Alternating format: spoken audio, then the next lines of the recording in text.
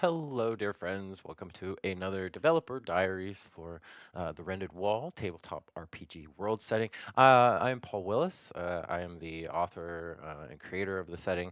I wanted to touch in with people today because, number one, I hit 70,000 words on the master document, and I still have more documents to edit in to that master document for the book.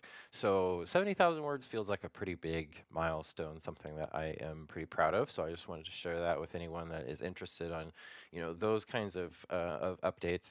And then I also wanted to talk just about a couple of things that are important to me and that also are really central to just tabletop gaming in general. I have not made one of these videos for a few days because I had 4 nights in a row where I was game mastering for a group, which is wonderful for me. I really enjoy that. So this was a great kind of busy for me. As you can see, I have one of my virtual tabletops pulled up in the background. This one, I am working on a Fallout tabletop game. Fallout created by and published by those wonderful people over at Bethesda. There is a great tabletop setting put out by Modifius. So I have a group going that's going to start meeting regularly. We just had our session 0, so people were creating their characters, and we were talking about the story that we all want to tell together and all of that stuff. And so it got me thinking about a couple of these things. Um, First and foremost is just the sense of community. Like we started this group, and one of my players is a player that I have in a Vampire the Masquerade campaign, and uh, he signed up for this campaign as well, which was really encouraging. It's always wonderful to hear that kind of like excitement and support from players. So shout out to Adam. I will just say the first name, and he's been a really wonderful player and really excited about these games. But then we had other people sign up as well. One of whom is from New Zealand. So it just was this really kind of really good selection of people in a lot of different ways. Geographically speaking, people are from all over. But then just kind of talking to everyone and getting to know everyone, it kind of felt like this instant rapport between myself and all the other players. And so it was very encouraging, setting up a campaign like that and having the players just kind of click together. It builds a community. It builds this sense of a very small community, but it is still a community. It's a place where people can come and just have a good time together for a few hours and kind of just celebrate something that they are excited about, that they can nerd out together about.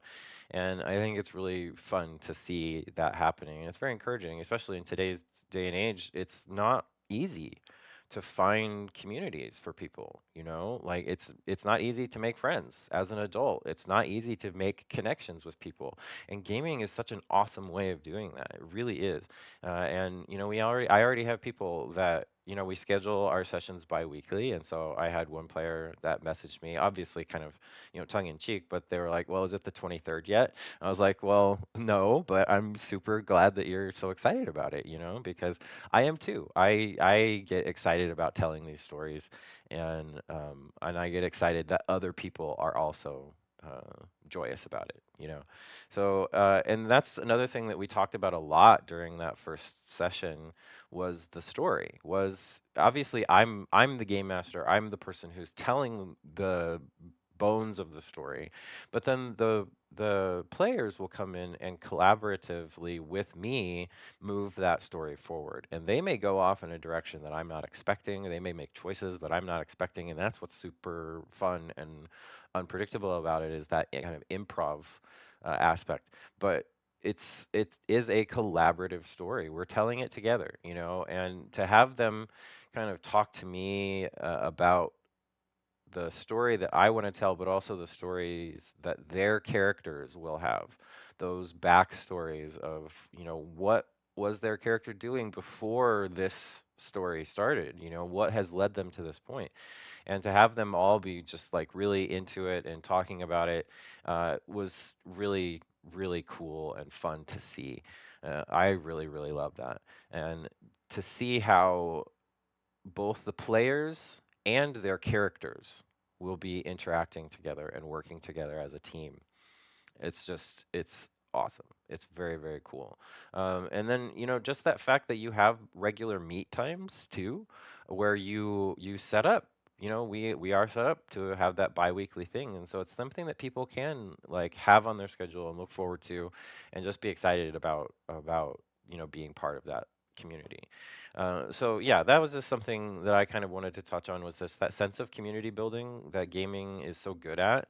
Um, but then the other thing that I wanted to touch on was this, and this is pretty deep, this concept of being a hero, being a good person, being a noble person who is seeking to help their fellow person. Um, is not easy. It's not, no matter whether it's the real world or in games, It's very easy to, in gaming, we have that phrase murder hobo, where you're just wandering around and you're killing all the creatures, you're killing all the NPCs or other characters that seem evil, and you're just like, okay, let's just wipe them out. But then, to explore the concept of being a good person, being a diplomatic person, being the kind of person who wants to negotiate and talk before resorting to violence. This idea that, like, yes, we may have to defend ourselves, and obviously, especially in some place like in a setting like Fallout, you're in a post-apocalyptic world, and that is very difficult to remain good and pure-hearted, I guess, is maybe a good term for it, in the face of all of this bleakness and darkness. It's hard enough in the real world. We see a lot of bleakness and darkness in our real world, and then to encounter it in a game, it's like that's a part of what makes these games exciting, though, is that you can be a hero and you can move forward and you can change the world for the better. And how do you do that? Right? We had a great discussion the other night between myself and the players about how do you do that? How do you be a person who wants to help people when it's hard enough just to survive on your own, So it's a really, really wonderful concept, and it's been explored a lot, especially in those other post-apocalyptic settings. You see a lot of it in like The Walking Dead, The Last of Us, even the Fallout TV show has a lot of that exploration of how do you stay good when everything's bad. And one of the characters in the Fallout TV show, even just says, "The wasteland sucks." It does. The wasteland sucks. But it is possible, especially when you have that community around you, right? That group of people around you who can like help each other stay on that path and kind of work towards the greater good. And I just think that's a beautiful aspect of gaming. So that's just something, short video today, yeah, like, 9, 10 minutes, but I just wanted to talk to people about something that I felt really strongly about. And yeah, I think that, in when you explore all of these things in games, it can help you then explore them in the real world as well. So I just think that's really powerful. Thank you so much for watching. That's it. It's just a real short video. Thank you for watching.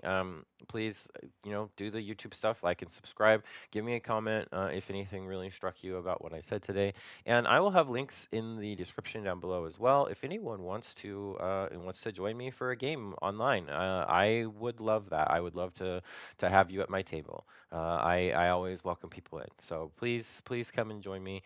And yeah, I hope you all have a wonderful day. All right, we'll see you later.